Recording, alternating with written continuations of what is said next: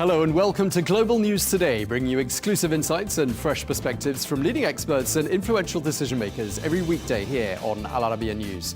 I'm Tom Burges Watson. Coming up on today's show, Donald Trump announces Robert F. Kennedy Jr. as his nominee for Health Secretary, an anti-vaxxer whose views have sparked concerns from some in the scientific community. Plus, we're going to be diving into the future of the Middle East under Donald Trump. What's in store for the region as he assembles his cabinet and charts his next moves? And a bad day for Big Pharma. That's how some Republicans have described RFK Jr.'s appointment. Shares in large pharmaceutical companies like Pfizer have fallen on this news.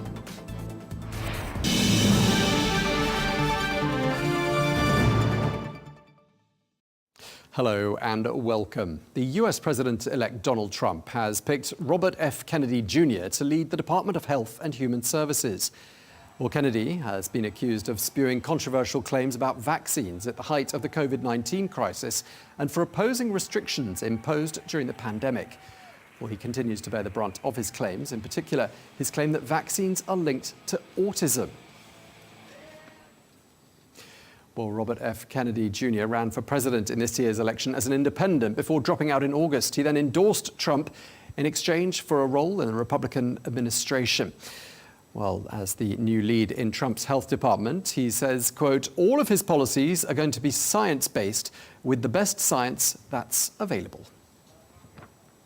I'm going to require, and first of all, anybody who wants to take a vaccine, I'm not going to get in their way. If you want a vaccine, or if you want to vaccinate your children, those vaccines will be available. But I am going to tell the truth to Americans, and I'm going to do for the first time good science, right? When I was a kid, there were 3 vaccines. Today, there are 72, and we're going up to now, I think, 77 or 79 with the annual COVID vaccines. So, and not one of those vaccines, with the exception of the COVID vaccine, not one of those vaccines has been tested prior to licensure. So what I would do as president is I would require placebo-controlled trials, long-term safety trials that will look at efficacy, will look at safety, will look at the long-term impacts, and be able to inform Americans. Well, let's get more now, and we can speak to Jan Halper Hayes, who is a former member of President Trump's White House transition team. Jan, it's great to have you back with us here on Al Arabiya News. I'd like to talk to you about these latest nominees, in particular the nominee for Health Secretary, Robert F. Kennedy Jr. Apparently, he's going to make America healthy again. How's he going to do that? Well, it's important to look at his position. He actually wrote a book that came out a couple of years ago that exposed our FDA and the CDC and the area that Fauci runs. And people need to understand that Fauci is a eugenist. And he has had a budget that has been so huge that he has had power over any epidemiologists, any researchers all over the world. And Robert Kennedy Jr. has seen through all of that. He has looked at the number of vaccines. Our babies get 76 vaccines. It's just not necessary for that to happen.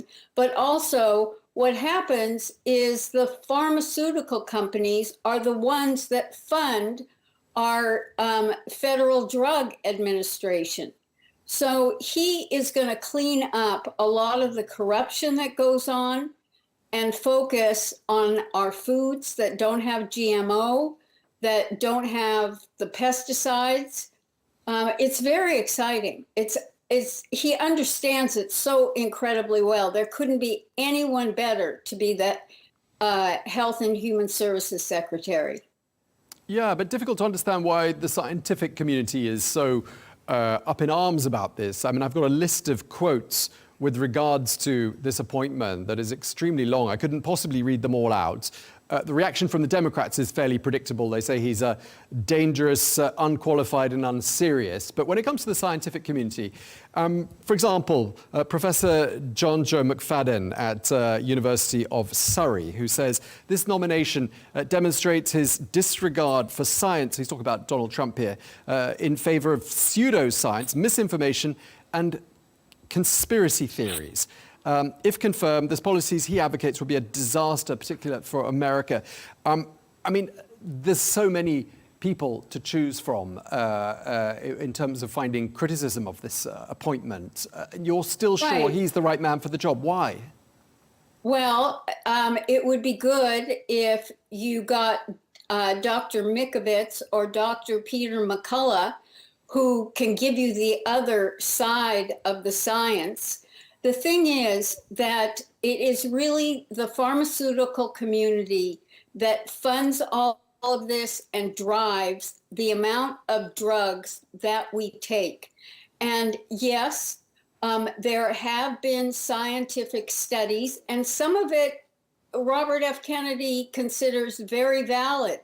But the fact is that it came out in Pfizer's documents that by December 2020, they knew that the vaccine would not prevent COVID. He has done research and he has exposed these people. Now, a lot of people have been bought. You really have to factor that in. Their livelihood comes from the corporate side of it. And so, yes, they don't like what he's saying because he's bringing out the truth behind a lot of, frankly, some fake peer review articles that have allowed for things to happen. But, I mean, when it comes to his scientific background, I mean, is he really qualified to dish out opinions about vaccines at the height of a pandemic? I mean, was that a helpful thing for him to have done when, you know, there are plenty of scientists and plenty of large pharmaceutical organizations that ultimately put a stop to the pandemic, and we've moved on from the pandemic. I mean, they didn't do such a bad job, did they? Well, actually, the COVID-1 was created and proven and patented in 2002 by Ralph Barrick out of the University of North Carolina, proving it could infect human lungs. And the SARS-CoV-19 was just an outgrowth of that, and Fauci had funded that. But let's back up a minute. A leader doesn't necessarily have to have the competence of their team. So he can know what the issues are. He can decide on the direction. He can see through the false scientific articles and the valid ones, and he can put the right people on to do the right thing. But his education is primarily in law. What makes him qualified to call out scientists? Well, everyone needs to see or look up his book, where he exposed Fauci and all of these health problems. You know, someone can be an incredible researcher over 20 years of being fascinated by it and have all this information and be able to communicate about it. So if anyone wants to discredit him, they're going to have a very difficult time because his knowledge base is so huge and thorough that people will have a hard time going up against him. Indeed. Well, his scientific credentials are perhaps what's worrying many in the scientific community. But just moving on, I mean, the comments he's made, aren't you worried that, for example, his comments on vaccines could result in greater vaccine hesitancy amongst people in the United States? And that could have real health implications for adults as well as children, and in particular for children. Well, I think what he wants to do is pare it down to the most relevant vaccines. Why do babies need 76 vaccines?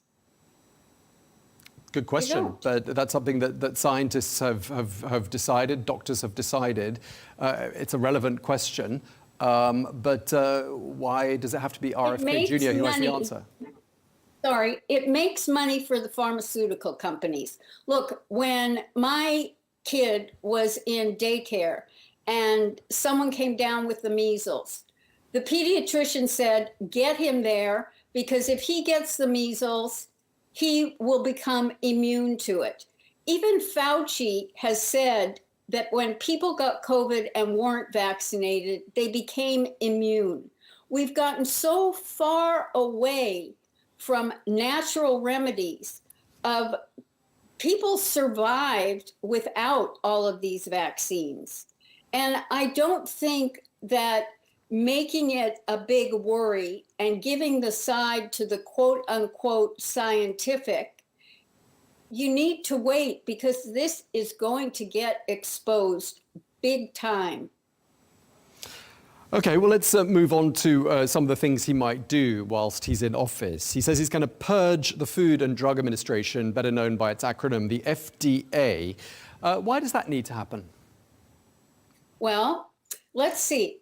When it came to the Pfizer documents, Dr. Robert Malone, who was the inventor of the mRNA and said no one should have that in a vaccine, but Pfizer and the FDA were going to seal all the documents for 75 years. Dr. Malone went to court, we got the documents, and we were able to find what they were trying to hide. The damage to pregnant women, the number of deaths, the improper control groups to test the validity of it. So the FDA is paid by the pharmaceutical companies. And often what happens is when they leave the FDA, they go work for the pharmaceutical companies. But the FDA has got a reputation around the world as being perhaps the most prominent reference point for regulation and for standards. And isn't there a risk that if Kennedy damages its reputation, I mean, he's damaging the entire American scientific community, isn't he? Well, I wouldn't go that far, because just because he shows what the problems are, what they've done wrong, they're also going to be doing a lot of things right. Just because there's criticism, it doesn't mean that there won't be good things done. And he won't be, and the fact is he'll be quite right about the actions that he's taking. So what do you think he's planning to do then concretely to tackle it? Well, I think he's going to investigate exactly why they have approved certain things. He's going to start there. He's going to find out who is making money on the side. And he is going to set it up a different kind of relationship, not where the pharmaceutical companies can pay the people of the FDA, but the FDA is focused on the safety of the people of the nation. Okay, just looking at the sort of the general appointments across the board, just more generally speaking, you know, the ones that have been announced in the last few days, a flurry of appointments for this new administration. What are your thoughts? Do any of them, I mean, do you think it's fair to say, first of all, with RFK, that he's perhaps the most controversial of all of them so far? I think if you talk to them, they don't like the idea that Matt Gaetz is going to be the Attorney General. Marco Rubio as Secretary of State. I think putting Tulsi Gabbard in for our spy agencies was one of the best things that Trump did. The fact that Vivek Ramaswamy and Elon Musk, both very, very successful business people, are going to find a way that our government excels, it were two great appointments.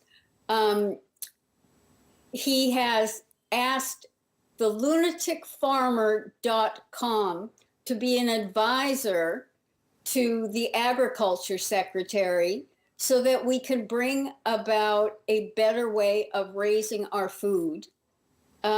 He's shaking things up, things that have needed to be changed for years and years and years. Sure. I mean, disruption seems to be a common theme with quite a lot of the people who've been announced in the last few days. But they've got to be qualified, haven't they, to do the job? And there have even been people from the Republican Party who've spoken to us on this channel and expressed serious concern about one or two of them. And you mentioned Matt Gaetz. Are you concerned about him? Well, you have to understand how the Department of Justice has withheld or redacted documents that Congress has every right to oversee. Congress is basically each agency's boss because they set the laws and they approve things. I think Matt Gaetz, being the Attorney General, is going to dig in to the lawfare.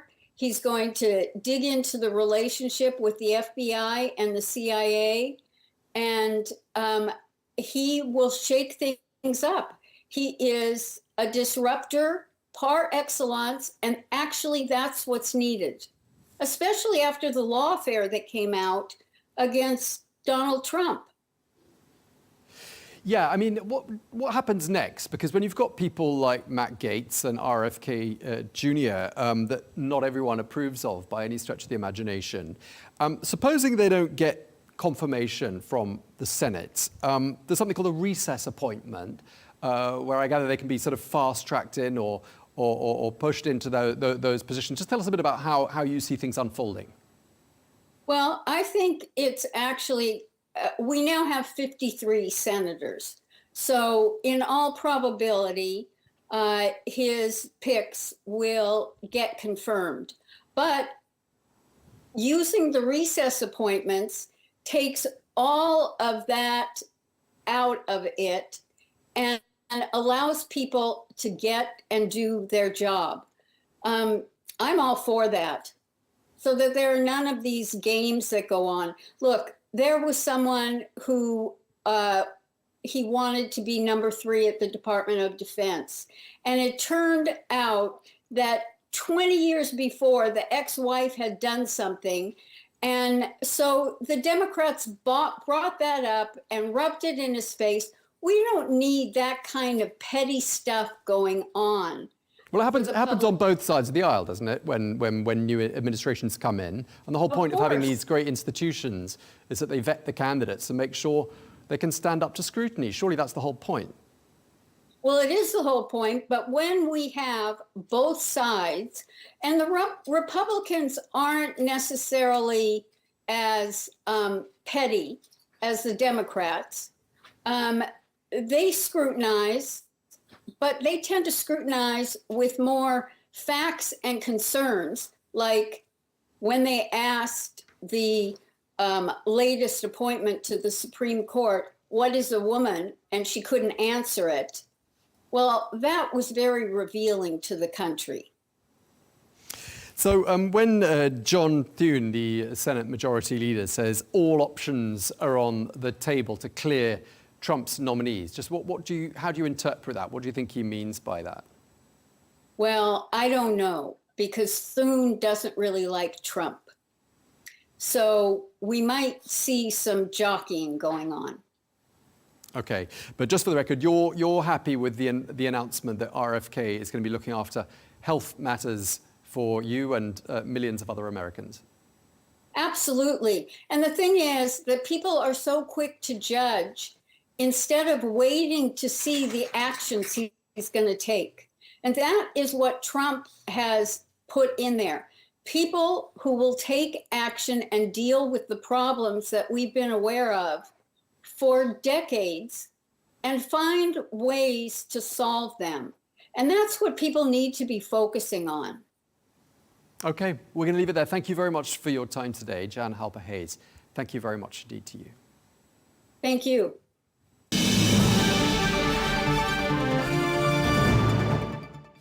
Well, staying with the news of the appointment of RFK Jr., we can speak now to the Executive Director of the American Public Health Association, George C. Benjamin. Thank you very much indeed for taking the time to speak to us. I'd just like to get your thoughts, first of all. How do you feel about having an anti-vaxxer having such a public and prominent role when it comes to health matters? You know, we actually think this is the wrong guy for the job. He doesn't have the medical training, the management skills to manage such a large enterprise, the temperament, and his many of his public statements have resulted in the fact that he doesn't have people's trust to run this kind of agency. Okay, so obviously you don't feel a huge amount of confidence. And of course, you've worked already with the Trump administration during the last term. Just tell us a bit about how that relationship works. Do they often come to you and ask for advice? Well, I've been personally in D.C. for a long time, and I've been a local health officer in this region. And so, yeah, I've worked with administrations of both Democrats and Republicans. And I've been on advisory committees, and as my association, which is, the largest public health association in America, we've been around since 1872. We do advise the federal government in a variety of ways, either directly or indirectly.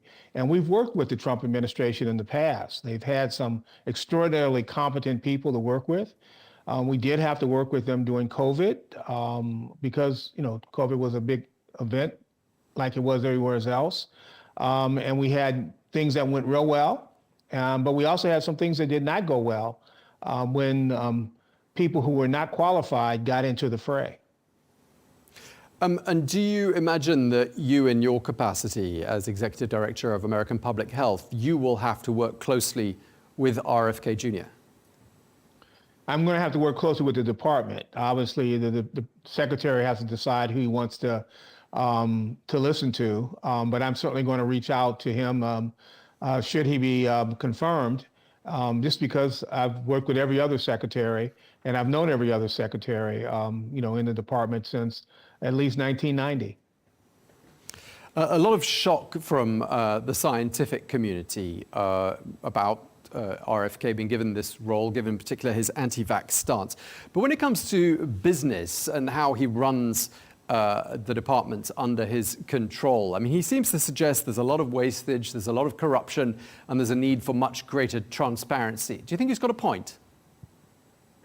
Every organization can improve in its efficiency. And, most of his statements are absolutely overstated. The organization has got highly competent people, and can things be improved? Absolutely. But the Food and Drug Administration, the CDC, as entities that he's specifically targeted, are terribly underfunded. If the truth be shown, and we know that they're terribly underfunded. And he's issued this message on X telling people in the FDA, saying they're part of a corrupt system. I've got two messages for you: preserve your records and pack your bags. I mean, do you feel threatened by that? If I was an employee, absolutely, I would feel threatened. Many of these people can make a lot more money in the private sector without the kind of threats. They enjoy what they do. They've committed to public service, and that's not the way you treat public servants. What do you make of some of Kennedy's theories? He's got a theory, I gather, about removing fluoride from drinking water, for example. What's the science behind that, do you think? We know that fluoride is safe and effective in the doses that are delivered. Primarily, people used to get their fluoride in their drinking water. They now can get fluoride in a variety of other ways, including toothpaste, specialized treatments when you go to the dentist's office. But I got to tell you, there are a lot of people that don't go to the dentist's office. There are a lot of people that don't drink water out of the tap. There are a lot of people that still drink water that comes out of wells. So fluoride in the drinking water and professional water systems is very important. Can you be given too much of anything? Absolutely. Anything that's therapeutic, you can get too much of. So to the extent that use of fluoride over time might change, there's no reason not to have a national conversation about it. But his theories and the way he's articulated them are not helpful to the conversation. But clearly America does face a number of health issues, major concerns, the opioid crisis. There's obviously an issue with regards to nutrition and obesity in the United States. Don't you think it's a good thing that someone with a totally fresh perspective and a totally different set of ideas should come in and perhaps look at some of these historic problems in a different way? Every administration has new people with new ideas and new ideas. He's not unique there. Yes, there's obesity problem, an obesity epidemic, opioid epidemic, a gun violence epidemic, a epidemic of maternal child health. Maternal mortality is high in the United States, growing STDs. Healthcare costs are going through the roof. So he's got a lot of things he's going to walk into that are going to occupy his time on day one, none of which he has any skill, expertise, or training to manage. Okay, so you clearly don't think he's the right man for the job. But I mean, when it comes to the FDA and looking at nutrition and what people eat in America, I mean, he does seem to have some reasonable points, doesn't he? I mean, when you look at the correlation between various health issues in the United States and the sorts of things people are eating, I mean, he's as qualified as anyone to see that there's a problem and to try and fix it, isn't he? Well, I'd be happy to have him try to fix it. The FDA has been trying to fix the same problem he's articulating for many, many years. So if he can aid in that, great. But, you know, this is not something that he can come in by fiat and change overnight. And in fact, the very people that he's demonizing are the very people that he's going to need to help him make any changes that he's proposing. And by the way, you know, the biggest problem in America, even though I would agree, high fat, high salt, low nutritious foods are a problem. Obesity certainly is a problem. You're looking at a guy who struggled to keep my weight down my whole adult life.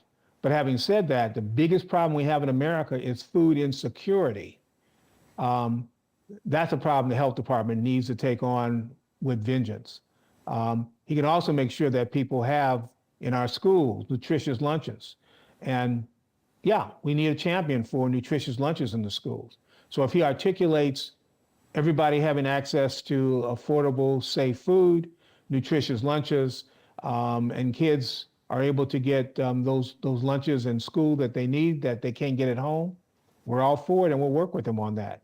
If he goes in and says, you people are bad and we're going to, by fiat, try to change the rules, he's going to be a failure. It's not that we're going to necessarily be the group that's opposing to him, but he won't have if he doesn't have the industry to help him do this, he won't be successful. Yeah, I mean, I've been looking at reaction to the news of RFK Jr.'s nomination, lots of it, and it comes from all corners of the globe. I just found this from Professor Simon Wesley at King's College London. He's a professor of psychiatry, and he says, quote, that sound you just heard was my jaw dropping, hitting the floor and rolling out of the door. As someone who graduated from a Texas high school, I have a great admiration and affection for Americans. They deserve better, much better than this. Who do you think would have been a better choice than RFK Jr. as Donald Trump's pick to head up this important role? Yeah, I'd be the one to condemn anybody that would name, but let me just say that the Republican Party has a deep, long, highly qualified bench. Just look at many of the people that were in the last administration. Several of them would be excellent secretaries. Look at people that have been in previous Republican administrations. Many of them can be excellent secretaries. This is just not the guy for the job. Have they put in someone who was properly trained with the management skills and experience, with the temperament, and could develop the trust of the American people, we would all be for him. And by the way, we supported many of the Trump administration appointees the last time in the health department. Yeah, I mean, some people have gone much further than the person that I just quoted there, the professor I quoted there. Others in the political realm have called RFK Jr.'s appointment dangerous, unqualified, unserious, they've said. And I'm just wondering, lastly, whether you think perhaps his appointment threatens to undermine America's position as a reference point and a center of excellence for the global scientific community. The secretaries are buzzing to the world, and I don't know how you take him seriously because we don't. Okay, well, we're going to leave it there. Thank you very much indeed for taking the time to speak to us. It's been a real pleasure talking to you. George C. Benjamin, thank you very much indeed. Thank you.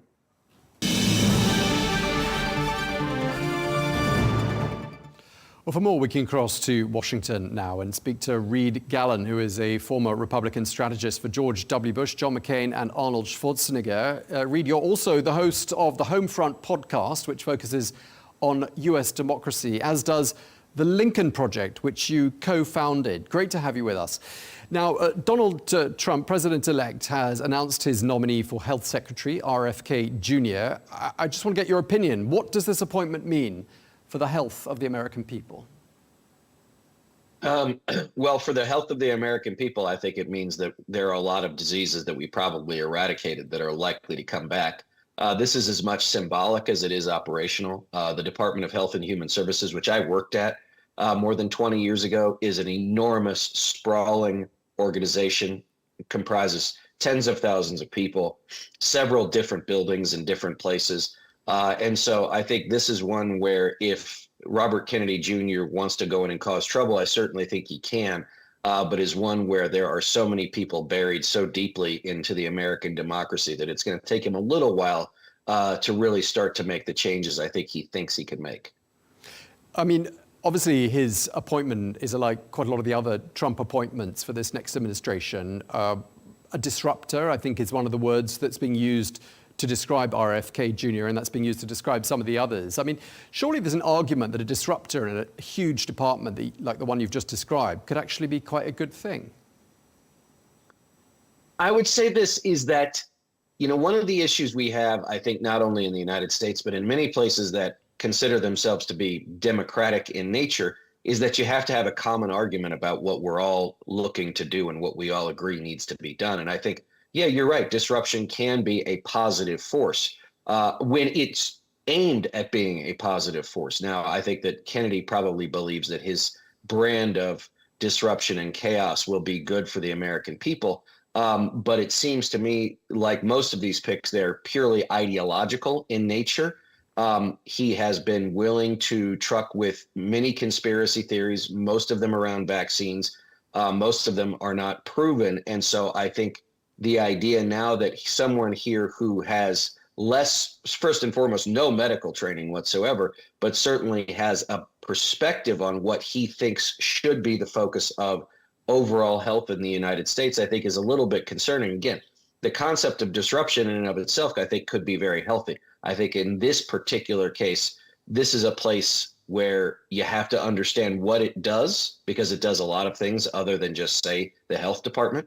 And from my perspective, he is unlikely to be helpful in the context of American health, as opposed to harmful based on whatever conspiracy theory he believes that day. But he, like a lot of Americans, mistrust what is known now as big pharma and big food, these huge industries that make trillions of dollars every year. And RFK Jr. accuses the FDA, for example, of pandering to those kind of agencies. Do you think his appointment could perhaps conversely restore public trust in the agency? I think him restoring public trust is problematic because, remember, he's not normal. This is not a normal individual. He cannot help but be who he is. Now, let me say this on whether that's big food or big pharma. If he really is willing to take those on, I'd be fascinated to see what that looks like. But from my perspective, if the difference between getting something done and making sure that, let's say, a big pharmaceutical company panders to the Trump administration in the context of benefiting Donald Trump and the people around him, I would venture to say that big pharma is going to be just fine, and Bobby Kennedy can rail against,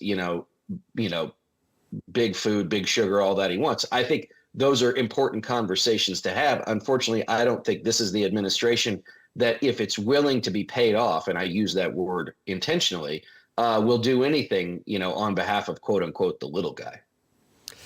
But I mean, when you look at the appointments more broadly of the new Trump administration, all these people labeled as disruptors, I mean, they are what you're going to get. I mean, that's what this whole administration is going to be about. And isn't it worth, therefore, looking at them as being a group of people who are going to have a very different approach to everything that needs to be tackled in the United States, whether it's the wars in faraway countries, whether it's the economy, and in this case, whether it's the health of Americans. I mean, isn't it a good thing for a democracy to have a totally fresh pair of eyes and a totally fresh approach to some historical problems? I would say that, again, we should differentiate the difference between disruption as a good thing and disruption as a goal. And also that just because something is different doesn't necessarily make it better. Do I think the federal bureaucracy here in the U.S. needs a lot of work? I certainly do. Do I believe that the people that Donald Trump is choosing are there for that purpose? I don't. I think that they are there to carry out whatever orders Donald Trump and the people immediately around him are asking them to do. And so from my perspective, I would say this is that very few of these people have earned the benefit of the doubt. And so from my perspective, I would say don't trust very much, but verify what it is they're going to do. And, the burden of proof is on them, not on the American people. More than 140 million Americans are beneficiaries of government-funded health insurance. Do you think RFK Jr.'s appointment is going to mean significant change for them? I think that's a question that has as much to do with the now fully Republican Congress that will take office here in just a few weeks, as it does with the Health and Human Services Department. A lot of the government-funded programs are legislated; they're not, and then administrated by a particular agency. So I would venture to say that if they want to get rid of the the Affordable Care Act, or Obamacare, as it's often called, they'll have to do that legislatively, and then they will have to go through the administrative process of telling however many millions of Americans, congratulations, you no longer have health insurance, which I think will be broadly unpopular. And when it comes to the pharmaceutical companies themselves, we've seen shares in vaccine makers like Pfizer falling after the news of RFK Jr.'s appointment. I mean, do you think they're genuinely worried? I think they should be worried, not so much because that RFK or anybody will do anything overt, at least early on, but because they will make it much more difficult to probably get anything approved. And if you are Pfizer or any of these other companies who have put years and years and years of investment into something, you've done trials, you've gone to the Food and Drug Administration to try and get something approved, and now you don't think it's going to get approved, then you could see, millions, tens of millions, hundreds of millions of dollars worth of research and development down the drain. So I would say is almost as much troubling for them as what they won't be able to get done as what they're already doing. Kennedy, of course, ran for president as an independent earlier this year before dropping out and endorsing Trump. I'm just wondering, what do you think is the nature of the relationship between the two men? Do they get on? I think they do. I think they see in one another kindred spirits. They are both, as I've never met Kennedy, but as I understand it, they're both very charismatic in their own way. They both have an ability to appeal to a group of folks and create a very strong bond with them. And I think that for Trump, this is also important because remember that a good deal of his base is anti-vaccine, does not believe that COVID was real, that the COVID vaccine was bad. Bobby Kennedy wholly believes that as well. Donald Trump is on the other hand was vaccinated many times, probably even up to this moment. And so this is also a political play for Donald Trump, which is appealing to a lot of people who you mentioned. It's not just distrust in big pharma or big food or even the government, but just in everything. Is it dangerous, do you think, for a political party, the Republican Party, to have enemies in the form of big pharma and big food? Looking ahead, this is, of course, to the midterms in just 2 years from now and to the next presidential election. I mean, how powerful are these institutions? Well, I think we'll see. I think that's the real point is if, let's say that pharma, which is also a trade association made up of all the big pharmaceutical companies, decides to start dumping tens or hundreds of $1 millions into political races, what punitive action does, let's say, Robert Kennedy or the Trump administration take against those companies for doing that? And as we've seen with the Supreme Court decision of the summer of 2024, anything the Trump administration does is an official act, is covered, under presidential immunity, for lack of a better way to put it. So I think that they will be cautious. But, look, they have billions and billions of dollars on the table, and it will remain to be seen whether or not they're willing to take Trump on when, frankly, so many people haven't.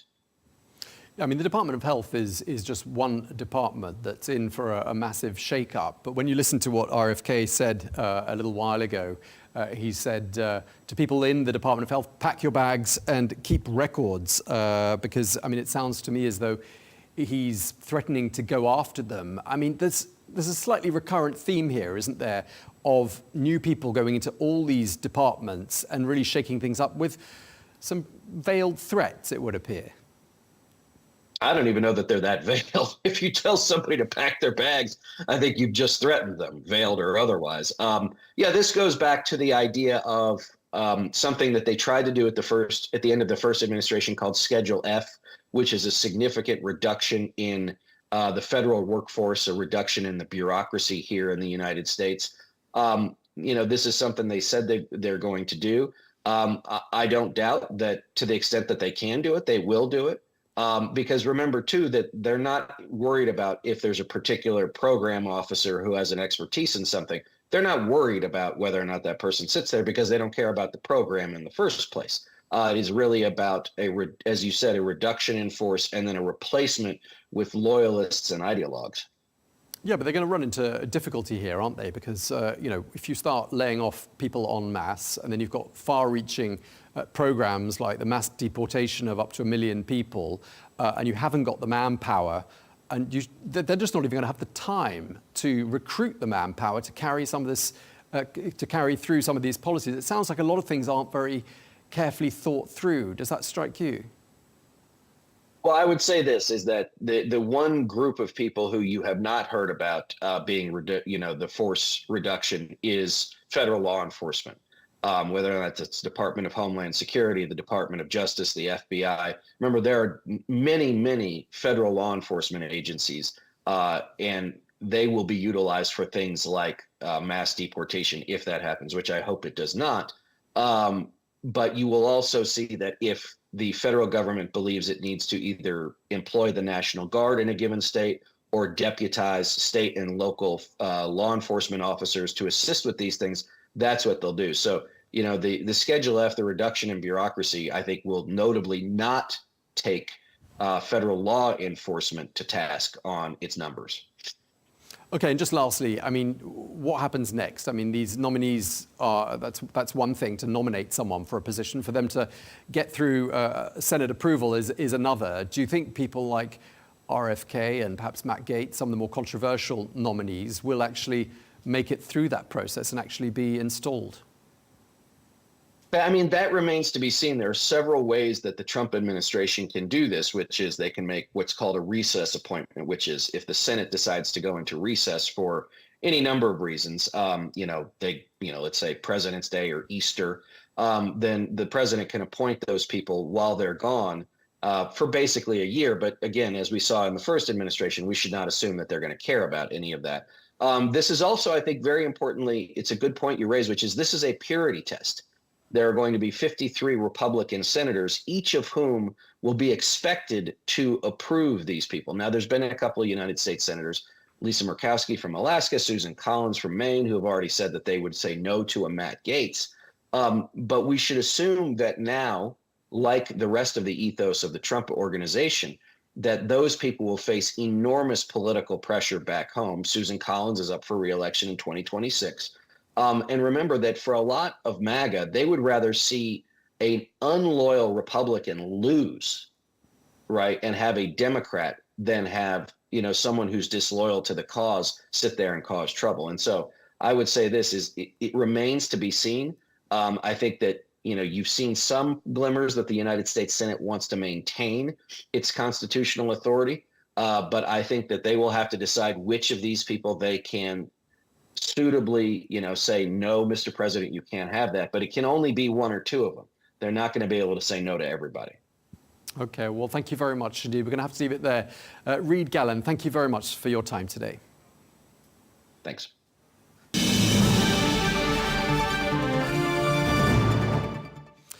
Moving on now, the future of the Middle East under President-elect Donald Trump still remains unclear, but analysts suggest that his nomination of Mike Huckabee as U.S. ambassador to Israel may offer some clues. Well, Huckabee, a former Arkansas governor, has previously dismissed the notion of a Palestinian identity, aligning with right-wing Israeli politicians who view his appointment as a sign of continued U.S. support, particularly in the West Bank. However, while Trump recognized Jerusalem as Israel's capital in 2017, he did also maintain strong ties with Arab leaders and has repeatedly pledged to end the war in Gaza. So what will Trump's approach be when it comes to the region? Well, to discuss this further, I'm joined now by PJ Crowley, former US Assistant Secretary of State under President Barack Obama. Thank you so much for being with us here on Al Arabiya News, PJ. Just before we talk about international affairs and foreign policy, I just wanted to ask you about this flurry of announcements in the last couple of days, in particular the appointment of RFK Jr. as to head up the health department. What are your thoughts on that? I mean, it's outrageous on its face to put a vaccine skeptic in charge of the Department of Health and Human Services with responsibility for oversight of the National Institutes of Health. I think it's important to remember that, Donald Trump is much more interested in making bold statements than actually governing. But ultimately, all of these nominations, including Robert Kennedy Jr., are subject to Senate confirmation. So he'll nominate him formally, but the Senate, should get the last word on this. Okay, let's turn our attention now to national security. Donald Trump is going to inherit quite a series of global crises, not to mention the war in Ukraine, Gaza, escalating worries about the alliance between Russia and North Korea. A lot of the people in the new Team Trump are labeled as disruptors. And I'm wondering whether you think that could be a good thing when it comes to fresh perspective on some now getting quite old problems. Well, I think, first of all, it is clear that the world, including the Middle East, is far more complex today than it was when he left office 4 years ago. So he will inherit an active Middle East conflict, with multiple dimensions across Gaza, Lebanon, the Gulf and the Houthis. Piecing this together into a coherent problem will be a challenge for any incoming administration. Marco Rubio, the prospective Secretary of State, is knowledgeable and skilled in international affairs. The question will be what kind of influence he'll have on Donald Trump going forward. That remains to be seen. Yeah, Marco Rubio is the first time that a Secretary of State has got Latino heritage. I mean, that could be a good thing, couldn't it, with regards to relations with Latin America. He's also a fervent supporter of Israel, isn't he? Well, Donald Trump in his first term, was a fervent supporter of Israel. He did some very noteworthy things. The Abraham Accords, are very significant. Clearly he will try, like the Biden administration has, to try to, thread this very difficult needle, across the pursuit of Palestinian statehood and normalization of relations between Israel and Saudi Arabia, most notably. He's going to have to adapt. If the Saudi Arabia position is, we're not going to go forward with any talks on normalization unless there's a clear path forward towards Palestinian statehood, Trump will have his work cut out for him because the Netanyahu government is quite literally not constructed presently to make concessions on the Palestinian question. So this will represent a challenge for American diplomacy, and it will represent a challenge for Israeli governance. And what do you make of the appointment of former Arkansas Governor Mike Huckabee as ambassador to Israel? I mean, that sends quite a message, doesn't it, to Israel? Well, it remains to be seen. An ambassador is charged with improving the relationship between the United States, and the country in which he or she serves. So I think Mike Huckabee will be very well received, in Jerusalem.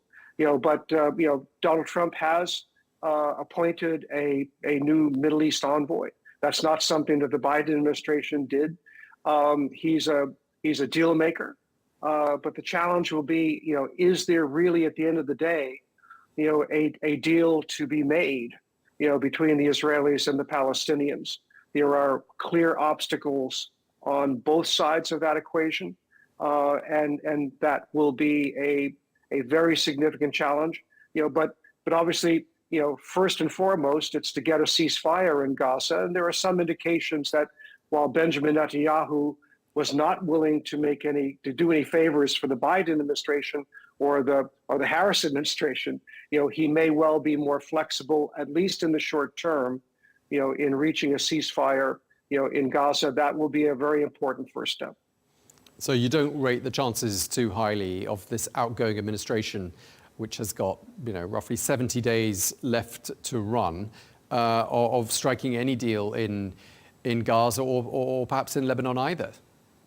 I'm reminded of 1980 and the transition from the Carter administration to the Reagan administration.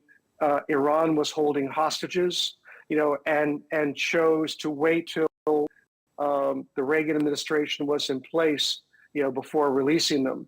They had a clear message they weren't going to do any favors for the Carter team, and I think we might be in that same situation where I think Netanyahu will be initially responsive, to Trump's efforts to reach a ceasefire, and like I say, that is a necessary step, but that doesn't necessarily mean, from a ceasefire, the prospect of negotiations. There's still questions about who will govern, Gaza and how, and the Netanyahu government has been very silent on that question. So getting to a ceasefire will be useful, but that doesn't necessarily mean there's going to be movement forward towards an actual negotiation. Okay, so it doesn't sound like you're too hopeful anything is going to happen in the next 70 days in the region. But what do you make of Donald Trump's claim, and he made this claim multiple times on the campaign trail, that he can end these wars that by just picking up the telephone to speak to whether it's Benjamin Netanyahu or the president of Russia with regards to the conflict in Ukraine? Do you think he's going to be able to deliver on that? Well, he's at the end of the day, he's a deal maker. He prides himself in that. He defines himself, in that way. All well and good. But he thought there was a better Iran nuclear deal during his 4 years in office. That didn't happen. He thought there was the prospect of a deal between the United States and North Korea. That didn't happen. So ultimately, the details here matter. Whether we're talking about Ukraine, there's probably a deal to be made there, but it will be on terms that Vladimir Putin likes and Ukraine and Europe hate. So, is that a deal you actually want to make? And in the Middle East, the irony, the tragic irony here is that we've understood for 25 years, what the contours of an actual deal, a Middle East deal between the Palestinians and the Israelis, looks like. We know what it looks like, but we have not had the opportunity or particularly the political will on both sides at the same time, to make significant moves, towards an actual deal. And that's the very situation that Donald Trump will inherit, in January. Just turning our attention more specifically to Ukraine, I mean, it does look like if there's a deal that's going to be made there, will be less favorable perhaps under Donald Trump than it would have been under the Biden administration, because let's face it, the National Security Advisor nominee, Mike Waltz, has not been too vocal in his support for aid for Ukraine, has he? Well, I mean, this is where perhaps, Donald Trump can come in with a little bit of leverage. He's very skeptical about a blank check and the ongoing provision of arms to Ukraine. So he may well be prepared to lean into Ukraine to be prepared to negotiate and at least achieve a temporary ceasefire, where you establish a temporary border, basically along the lines that exist now. The question is whether he has leverage, with Vladimir Putin. That remains to be seen. But critically important, if he's going to force Ukraine, to cede territory, at least in the short term, the real question is, what does Ukraine get in return for that? Whether it's a clearer path towards EU membership, a clearer path towards NATO membership, which is a red line for Putin. This is going to be highly complex and very emotionally charged on all sides, regardless of who's president. And we'll see whether Trump is up to the challenge. One of the appointments we haven't talked about is Pete Hegseth, the former Fox News host, Army veteran. Some saying he's got a rather thin CV. What are your thoughts on his level of experience? Do you think he's got what it takes? Well, he served in uniform. That has value, that has importance, but he's never been involved directly in national security or defense policymaking. Look, I served 26 years in the Air Force. I served 11 years at the Pentagon. It is a very big place. It's the largest bureaucracy in the world. And it is a management challenge for any Secretary of Defense. So if he survives the confirmation process, he's going to have his work cut out for him. To show that he's up to the task and to communicate that clearly to the 2 million people in uniform. It's quite interesting to see how Russia interpreted his appointment. They suggested that Hegseth won't or can't do much for American power, and therefore that's a good thing for Russia. And they went on to talk about Donald Trump as, quote, a big baby who doesn't know how to work in a team. I'm just wondering how you think all of this is viewed by Russia and how you see relations between Washington and Moscow changing under this second Trump administration. That remains to be seen. I mean, certainly he'll never admit it, but Vladimir Putin, was dreaming of Donald Trump, returning to the White House. Of course, Trump is famously enamored with Vladimir Putin, for very strange and unknown reasons. So I'm quite certain that Putin senses an opportunity to achieve his ends through negotiation, through flattery, through various means. We'll have to see. Remember back to the first Trump administration when Trump and Putin did get together in Helsinki. It was a disaster for Donald Trump. I think Putin looks forward to that moment. The question is whether that's something that Trump is going to want to do, and it could well happen, in the contours of some sort of high-level negotiation regarding Ukraine. But again, as we said at the outset, the world is far more complex than it was 4 years ago, and Donald Trump is not necessarily a detail guy. So the team that he's assembling is going to have its work cut out for it.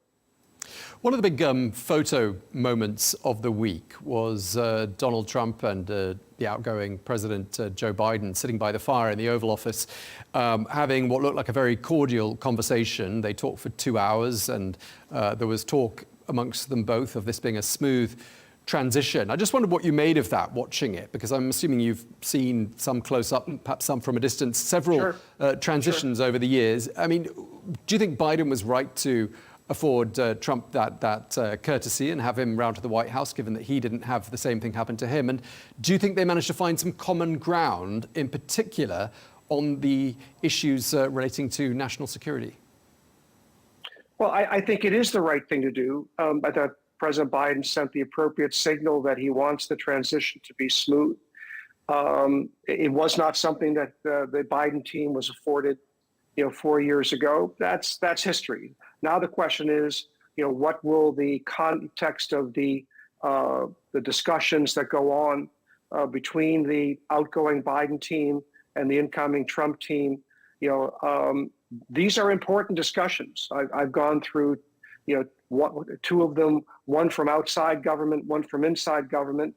and what a president and his team tell the incoming team is vitally important. I remember being on the White House staff during the Clinton administration, and President Clinton, even with the negotiation between, for Middle East peace, he told President Bush that a deal between Yasser Arafat and the Israeli government, the Barak government at the time, was not possible.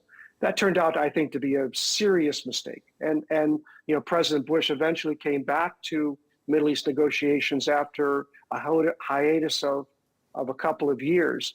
And it set back the process, and maybe there were opportunities there that we did not seize upon, and we haven't been that close since. So I do think it's vitally important for the Biden team to help the Trump team understand what has changed over 4 years.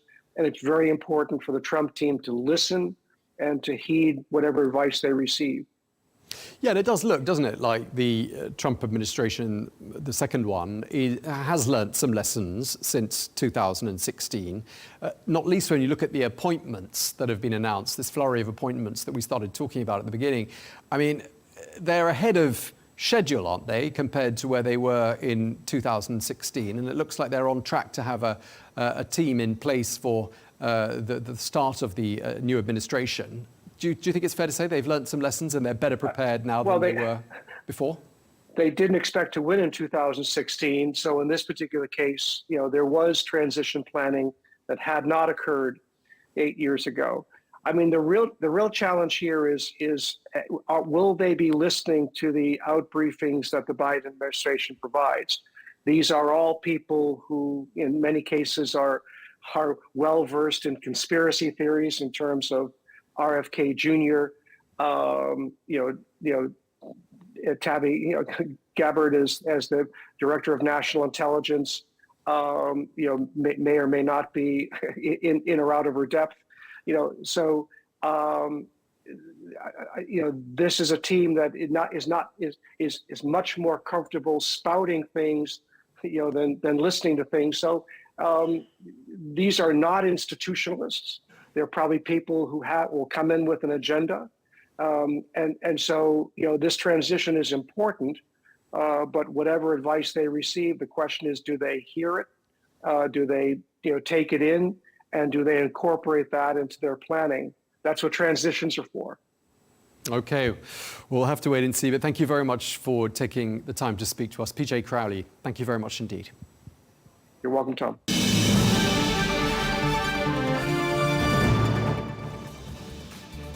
Well, that is all we have time for on Global News Today. Thank you very much indeed for watching, and be sure to join us on Monday for more exclusive interviews. Until then, bye-bye.